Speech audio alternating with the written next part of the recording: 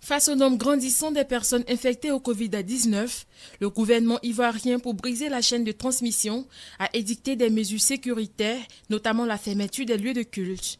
Que pensent les hommes religieux de cette mesure? Pour répondre à cette question et bien d'autres, le curé de la paroisse à Saint-Jacques des Deux Plateaux nous a ouvert les portes de son église. Les mesures barrières doivent donc être respectées pour que les messes puissent se dérouler en tenant compte de ce que l'État a dit. Donc je voudrais rappeler que les conséquences pour l'Église sont aussi graves, parce que l'Église catholique, pour sa célébration, est essentiellement sacramentelle. C'est-à-dire quoi? Pour la messe, il nous faut essentiellement qu'il y ait présence réelle du Christ au cours de la célébration. Qu'est-ce que je veux dire par là? Certaines personnes se disent, mais oui, pourquoi est-ce que nous, on va regarder la messe à la télévision? Oui, la messe, vous pouvez la regarder à la télévision, mais il faut d'abord qu'elle soit en direct. Parce que si elle n'est pas en direct, c'est comme si c'est un mensonge.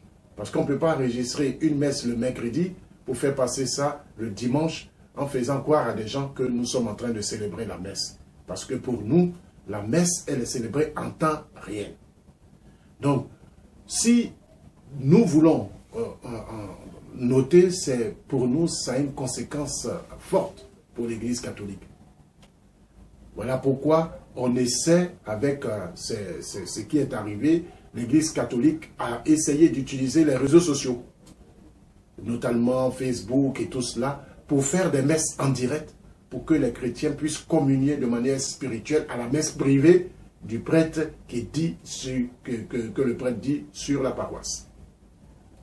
Ensuite, en ce qui concerne les conséquences du Covid-19 sur l'Église catholique, c'est aussi une conséquence, on peut dire, sociale. Une conséquence sociale parce que, justement, les fidèles ne viennent plus et il y a aussi le problème financier. Généralement, les messes, on le dit, les églises, les paroisses vivent de quêtes. Il n'y a plus de messes, donc il n'y a plus de quêtes. Or, l'église emploie des gens. Il y a des secrétaires, il y a des gens pour nettoyer l'église, il y a des gens pour tondre la cour, il y a le gardiennage, il y a tout cela. Et qu'est-ce que l'église doit faire?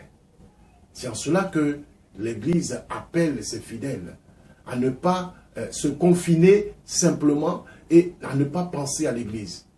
Parce que si le confinement dure, peut-être qu'ils viendront trouver leur église dans la brousse. Or, il faut payer l'électricité, il faut payer tout cela. Et pendant qu'ils regardent la messe en direct à la télé, qu'ils pensent aussi à faire une quête, pas spirituelle, mais une quête physique. Qu'ils viennent apporter quelque chose à leur église pour la construction. Quand je dis construction, ce n'est pas la construction de murs, mais c'est pour régler certaines activités. En plus de cela, l'église n'arrive plus à jouer son rôle social. Vous savez que l'église devient la main de ses fidèles à travers la caritas. Donc les gens viennent sur la paroisse et ont besoin d'aide. Et l'église ne peut pas parce que les fidèles ne donnent plus, ne viennent plus à l'église. C'est pour cela que je voudrais inviter les fidèles à venir souvent prier et à venir aussi visiter, donner quelque chose pour l'église, pour que l'église puisse fonctionner correctement et que l'église puisse payer aussi les fidèles ou ceux qui travaillent, disons les employés de la paroisse. Alors, il y a une autre chose que je voudrais donner. Il paraît qu'il y a des gens qui se cachent pour célébrer. À l'église catholique, nous sommes organisés. L'église catholique est organisée. Il y a certains, comment on appelle, la force de l'ordre zélés, et j'ai eu à régler ce problème, qui sont allés sur les paroisses où il y avait 6-7 personnes en train de faire l'adoration, qui ont demandé à ces personnes de sortir. Alors il faudrait que l'on se prenne au sérieux. Les forces de l'ordre sont là pour respecter les mandats édictés par l'État de Côte d'Ivoire. Ce n'est pas aux forces de l'ordre de venir faire appliquer les lois que l'Église même s'est imposées. Alors attention, j'ai dû leur dire Et je pense que c'est allé plus haut, les uns et les autres ont compris.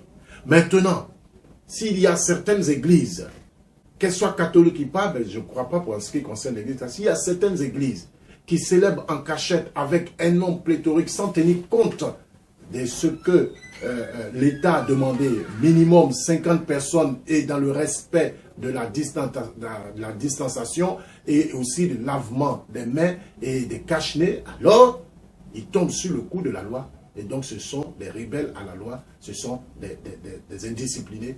Et ça, l'État a le droit de sévir parce que ceux-là sont des criminels. Mais je voudrais inviter les uns et les autres à respecter ce que l'État dit. On ne nous a pas dit de fermer les églises, c'est nous-mêmes qui avons dit nous fermons. Mais si nous ne pouvons pas fermer, il faut respecter au moins le nombre de personnes qu'on a demandé pour les rassemblements publics. Et dans le respect des normes. J'insiste là-dessus parce qu'il nous est revenu à une réunion de tous les religieux qu'il y a certains qui ne respectent pas cela et ils risquent de jeter le discrédit sur toutes les communautés religieuses. Donc je vais dans ce sens pour dire qu'il faut. Quel conseil je peux donner aux fidèles? Je leur dis de prier. De prier toujours, parce que s'ils ne prient pas, ils ne peuvent pas atteindre l'objectif qu'il faut. Et ils risquent d'avoir une sécheresse spirituelle. En même temps, je voudrais dire aux chrétiens, et même aux croyants, de faire attention. Parce que si on ne prend garde, on va laisser notre monde à des gens qui ne sont pas croyants, qui veulent diriger le monde par leur intelligence. Certaines personnes, certaines mauvaises langues ont eu à dire qu'on ne veut plus qu'on prie pour que des personnes avec des idées un peu puissent diriger le monde. Et en priant en tant que croyants, nous les dérangeons. Alors attention, nous ne pouvons pas laisser nos églises, nous ne pouvons pas laisser nos temples, nous ne pouvons pas laisser nos mosquées, nous ne pouvons pas laisser la prière au détriment de personnes qui se font foule aux pieds l'éthique et la morale pour laisser place aux intérêts personnels et aux intérêts capitalistes. Il faut faire attention. Il faut faire attention parce qu'il nous faut prier. Il nous faut prier et il ne faut pas laisser Dieu en congé. Il ne faut pas laisser Dieu en congé. Maintenant, il y a une autre question qui m'est posée. Je voudrais répondre à cela. C'est qu'est-ce que je pense aujourd'hui du Covid-19 ? Personnellement. Je voudrais dire simplement que à quelque chose malheur est bon. À quelque chose malheur est bon. Ce Covid-19 nous a permis de comprendre que des familles ne vivaient pas ensemble. Ils étaient des locataires dans une maison. Que des couples ne se voyaient pratiquement pas. Que des enfants ne voyaient même pas leurs parents. Il m'est revenu qu'un enfant, étonné de voir un monsieur à la maison, a eu à demander à sa mère, mais le tonton là, il dort ici, est-ce qu'il va dormir ici encore longtemps? Il ne savait même pas que c'était son père. Donc, ce Covid-19 nous a amené à prendre conscience, si on veut prendre conscience de certaines réalités. C'est pour ça que je dis à quelque chose, malheur est bon. Le cardinal Jean-Pierre disait en son temps, c'est vrai que c'est une expérience que nous sommes en train de vivre. Mais est-ce qu'après le Covid-19, on va tirer les leçons de ce que nous sommes en train de vivre? Est-ce qu'on va être plus famille? Est-ce qu'on va penser plus à la santé des citoyens?